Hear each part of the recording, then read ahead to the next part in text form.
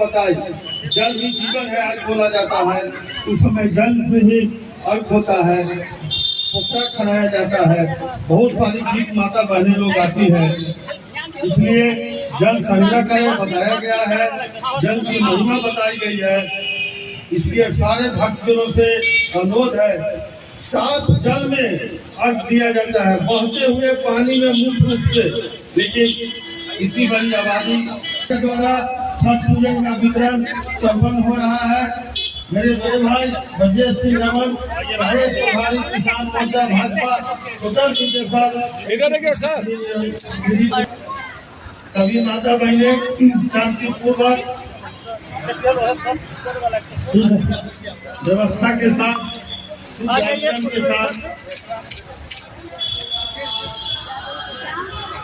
गौरव करे वाला कह दीजिएगा।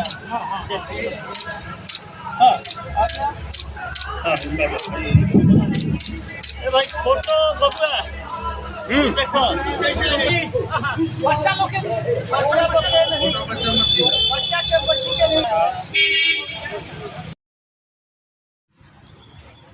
इसमें मुख्य अतिथि का कोई मायने नहीं है, लेकिन छठ ऐसे व्रत की महिमा और ख़ासकर अपने बिहार में, अपने प्रदेश में लोगों के बीच में, और उससे भी बड़ा ये पावन कर्म है कि सेवा में जो छठ व्रती हैं उनको देने का ये मित्र मंडल ने ऐसा आयोजन किया और लोगों को छठ सामग्री वितरण का ये बड़ा सराहनीय कार्य है।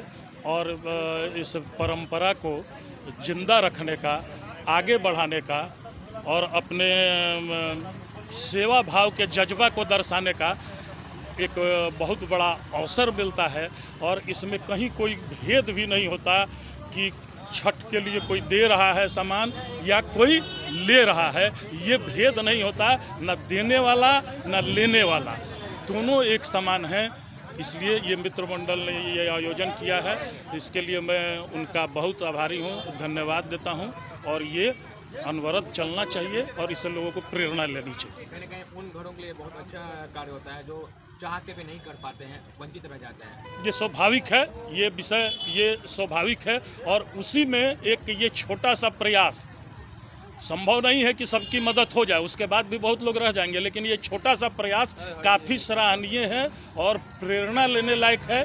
और ऐसा आग्रह है कि जिनके पास प्रेरणा लायक और उदाहरण वही शब्द बनता है कि जहाँ जो है आप अगर सक्षम हैं तो दूसरे को इस पावन पर्व के अवसर पर या बाकी विषयों में समाज के दूसरे और कार्यों में मदद कर सके।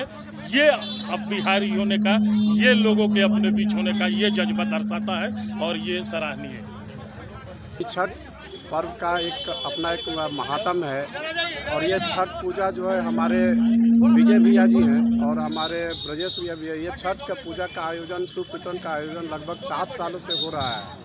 और यही एक ऐसा पर्व है जिसमें गरीबी अमीरी के बीच का भेद नहीं होता है और हर कोई अपने श्रद्धा से, अपने भाव से, अपने शक्ति से, सामर्थ्य से पूरी कोशिश करते हैं कि जो भी श्रद्धालु हैं उनको जितना भी हो सके अपने श्रद्धा से उनको, अपने शक्ति से उनको मदद कर पाए। तो ये छठी मैया को प्रणाम करते हुए बोलते हैं कि जो हमारा बिहार है वो उगते सूर्य को ही नहीं, डूबते सूर्य को भी प्रणाम करते हैं, नमस्कार करते हैं। तो ये हमारा संस्कार है, ये हमारा नीति है। तो जय छठी। और साक्षात ऊर्जा का जो हम लोग ईश्वर को देखे नहीं, लेकिन यह छठ पूजा के माध्यम से हम लोग साक्षात उस सूर्य को नमस्कार करते हैं, उस सूर्य भगवान को हम लोग पूजा करते हैं जो हमें इस धरती पर ऊर्जा देते हैं और हमें अपना जीवन का संचार करते हैं। और यह विगत 7 वर्षों से यह परंपरा जो सामाजिक समरसता का परिचायक है और बहुत ही एक सामाजिक उद्भेदन में, एक सामाजिक रूप में, मतलब विजय बाबू के सौजन्य से जो यह चल रहा है, यह पौराणिक, धार्मिक एवं सामाजिक परिप्रेक्ष्य में बहुत ही उत्तम है। क्या कहेंगे, आज सामग्री वितरण है लगातार आप लग नहीं रहा है। हम सनातन धर्म का सबसे बड़ा पर्व है छठ व्रत।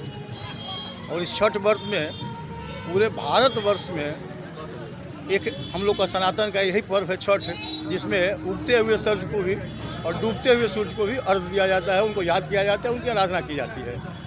हम लोगों को 7 साल पहले विचार में आया कि हम मित्र मंडली के द्वारा कुछ किया जाए, जिससे जो व्यक्ति सक्षम नहीं हैं उनको भी छठ वितरण सामग्री के अंतर्गत कुछ सामान दे, जिससे उनकी आराधना हो सके, पूजा हो सके। और समाज के लिए यही मैसेज है, सनातन धर्म एक होकर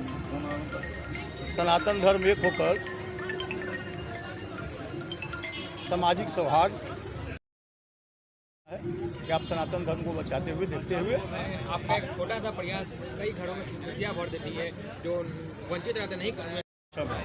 अगर हम आपके जैसे 10 मित्र और मिल जाए तो इसे भी बड़ा काम करेंगे। तो हम इसी मैसेज को देना चाहते हैं समाज में कि हमारे देखिए हमारे बच्चे भी इस काम को आगे बढ़ाएं। महिमा अपरंपार है। अपरंपार कहने का अर्थ है समाजवाद का सबसे उत्कृष्ट पर्व यदि कोई है तो वह छठ है। ये सिखाता है वो व्यक्ति पिछड़ रहे हैं, सिखाता है